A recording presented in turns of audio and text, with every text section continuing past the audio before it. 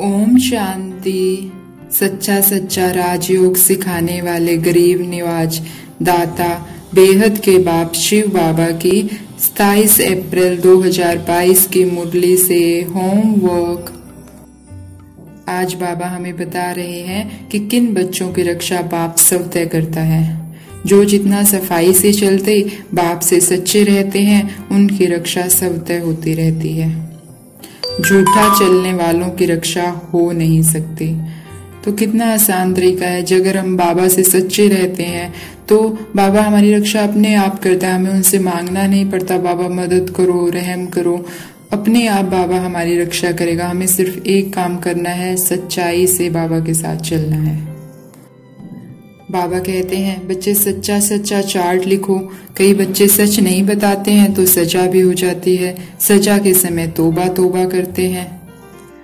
अच्छे अच्छे बच्चे भी जानते हैं कि हमारे से यह हो गया, फिर सच नहीं बताते हैं। इज्जत का डर रहता है, गुटखा खाते रहते हैं। तकदीर में उच्च पद नहीं है तो सर्जन से छिपाते रहते हैं। जितना छिपाएंगे उतना नीचे गिरते जाएंगे। यह आंखें ऐसी हैं जो क्रिमिनल पने को छोड़ती ही नहीं है। तो उच्च पद पाने का बाबा इतना आसान तरीका बता रहे हैं कि जो बाबा को सच्चा सच्चा चार्ट लिखता है, बाबा को सच सच बताता है, वो ऊंचा पद पालेगा। क्यों? क्योंकि अगर हम बाबा को सच सच बताते हैं तो हमारी जो कमी हमने बाबा को बताई, बाबा उसमें वृद्धि नहीं होने देगा और वो धीरे धीरे कम होते होते खत्म हो जाएगी।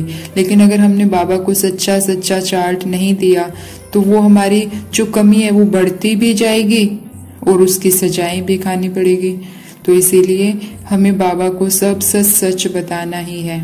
हर कर्म के बाद हम बाबा को पोता मेल दें कि कर्म कैसा रहा, कर्म करते टाइम व्यर्थ कितना चला, विकारी संकल्प कितने आए, आंखों ने, कानों ने, जीभ ने, किसी ने धोखा तो नहीं दिया।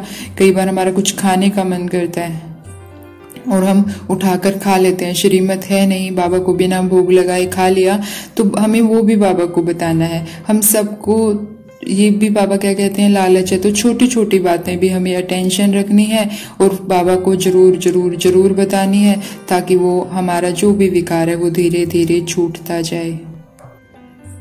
आज बाबा हमें वरदानी मूर्त भव का वरदान दे रहे हैं।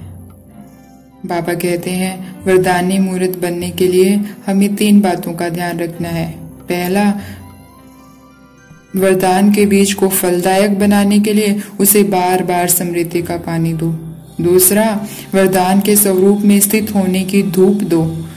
तीसरा, उन्हें उस वरदान को समय पर कार्य में लगाओ तो वरदान कायम रहेंगे। तो हमें ये तीनों बातें ध्यान रखनी है। हम अमृत वेला कोई ना कोई वरदान बाबा से जरूर लें। हो सके तो अगले दिन की मुरली में जो वरदान है उसे हम रात को ही पढ़ लें और सुबह उसे बाबा से लें।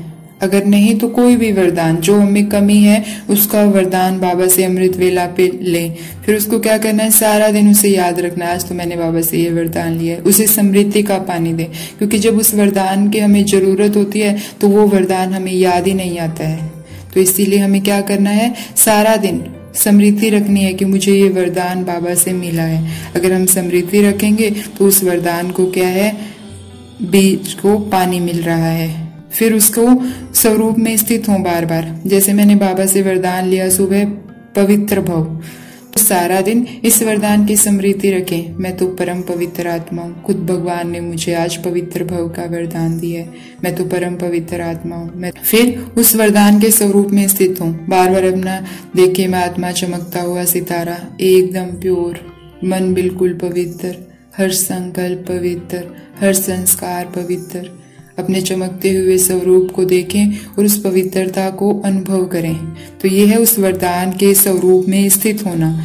इससे क्या होगा, उस वरदान को जो हमने लिया उसको धूप मिलेगी। फिर तीसरा क्या करना है, उस वरदान को जब जरूरत है तो कार्य में लगाना है। जब भी हमें इस वरदान की जरूरत है डे टाइम में तो हम उसको कार्य में लगाएं। आज तो मुझे पवित्र भव का वरदान मिला हुआ है। कोई विकारी आत्मा आपके सामने आ रही है, उसको दृष्टि दें कि ये भी पवित्र हो रही है। तो ये क्या करें, हम उस वरदान को कार्य में लगा रहे हैं और देख रहे हैं कि वो आत्मा भी पवित्र हो रही है। जब हम बार बार इन तीनों चीजों को समृद्धि का पानी स्वरूप की धूप देंगे और उसे बार बार कार्य में लगाएंगे तो हम वरदानी मूर्त बन जाएंगे। और बाबा ने कहा एक वरदान फिर अनेक वरदानों को साथ ले आएगा। तो हमें ये कोई भी वरदान हम अमृत वेला लें और इस विधि से उसको कार्य में लगाएं तो हम वरदानी मूर्त बन जाएंगे। तो ऐसे नेचुरल अटेंशन द्वारा टेंशन को खत्म करने वाली वरदानी मूर्त आत्माओं को ओम शांति। शुक्रिया मीठे बाबा, शुक्रिया।